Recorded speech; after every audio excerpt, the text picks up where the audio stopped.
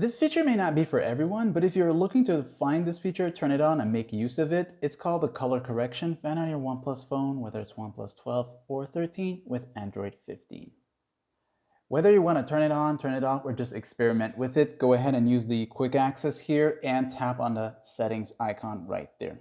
From here on, go into the search settings and type in color correction. And as you start to type it, you'll notice it's going to show up as a suggestion, this one right here.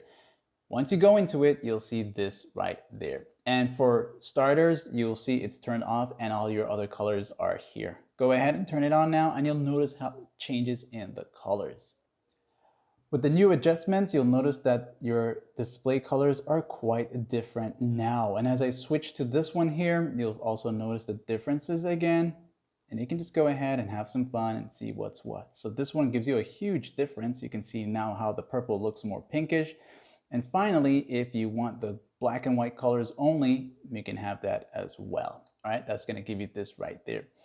So with all that said and done, you can also have a shortcut turned on. That's going to be a quick toggle or one of the volume keys to access that, or this here. And it's up to you to make that decision. You can turn off the shortcut and as well as come back here and disable the color correction. Like and sub.